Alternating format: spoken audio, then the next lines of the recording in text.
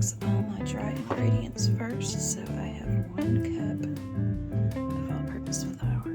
We have 1.5 teaspoons of baking powder. This is just 1 teaspoon, but I'll put a half of one also in. The recipe calls for 1 teaspoon of sugar, but I like mine a little bit sweeter, so I'm going to add 2. And then half a teaspoon of salt. I like to use kosher salt. And then I'm going to mix all of these ingredients up just like this right here. And I also have my oven preheating on 450 degrees. Okay, I just put in 1/4 cup of all-purpose flour. I'm going to put that into the mixture and see if that will give me the consistency that I want. Okay, I have mixed the biscuits to the texture that I like. And what I am doing now, I dusted my little mat with a little bit of flour to make it easier to kind of shape these. But I fold mine several times. It kind of gets a little bit of air in them, and it gets different layers in them. And that way they're kind of fluffier, I think. I don't know. That's just what I tell myself. And then I'll smash them out. I don't really roll them out because I don't want to. So if there's a cheat, I'm going to use it. So I just smash them out and then I cut them out. So I am going to fold this a couple more times and then smash them out, and then I will cut them. So I will be right back. So I have found the best cutter for me is I take one of my little fall canning jars. I love it. It's perfect. I just take it. Now this is the pan I'm going to use. I am going to line it with parchment paper just because I like that better, and it's a lot less cleanup for me. Okay, so I have some parchment paper on my pan. I like doing this because it doesn't burn on your pan. And just a little helpful tip, when you're baking pizzas and things like that on your pans, put aluminum foil down, because then you're not scratching your pans trying to get the crust off, and it preserves your pans. So that's just Stephanie's little helpful tip of the day. But I'm going to put my little biscuits on my parchment paper, and I'll take a picture of it when it's completely done. And this made about 8 biscuits. This little guy here is kind of what's left after you keep folding and shaping. There's always that little piece that's left, and that's always the one that's kind of shaped kind of funky. But y'all, so you go to McDonald's and you're paying at least $1 a biscuit. I don't know if it's raised since everything else has, but I might have $1 worth of product in all 8 of these biscuits. So I would suggest cooking from home. These are things you can prepare in advance. You can freeze them and then just pull them out and bake them. To save time for those of you that don't like to get up early. I didn't like to get up early until I was like 47.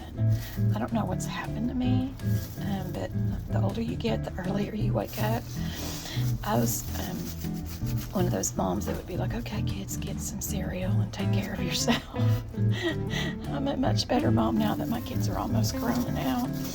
Anyways, I'm going to bake these for about 10 minutes on 450. And I have my handy dandy radio timer set for 10 minutes. Okay, now it is time for me to make the bacon and the eggs. And I am going to spray the pan with coconut oil and a little bit of salt and pepper to taste. And my son wants his fried like Papa. Break the yolk, break that little seam right there. The yolk and the little seam. Okay. And my husband wants his over medium. And I just heat that pre-cooked bacon up on the griddle because it's faster and easier, and I find that my house does not smell like bacon all day when I buy this stuff. Okay, this is my husband's plate. He did not want any bacon. He just wanted some toast and eggs, and these are his eggs cooked over medium. And this is how my biscuits turned out, almost like those canned biscuits, how they pop up. And this is my son's plate. He wanted toast and not bacon, not biscuits as well. Okay, now I am going to make some gravy, and I do mine a little bit differently. I use butter.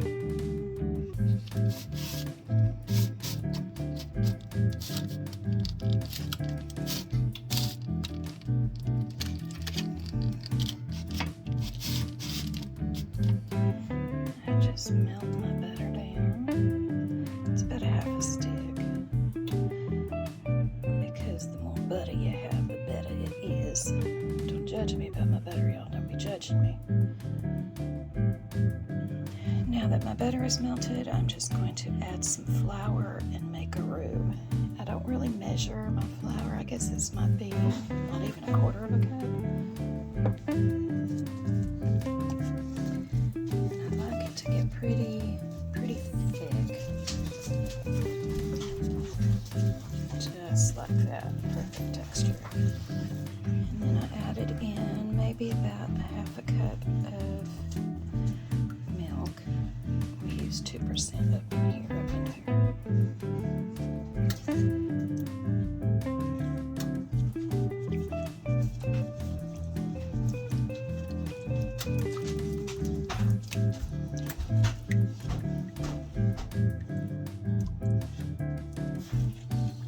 And then I just stir it until it thickens. It's getting a little bit thick now. Once it gets kind of to here, I turn my heat off. And I take it off the heat, and I add some salt and pepper. Now, I don't like meat in my gravy. Some people would put sausage, or they would even cook their gravy using bacon grease. I much rather using butter because it has such a creamy flavor to it. It's delicious. Okay, y'all. So there's my gravy. This is for me and my daughter. And there we have it, biscuits and gravy. I just want to show y'all that if you line your pans, it doesn't mess them up.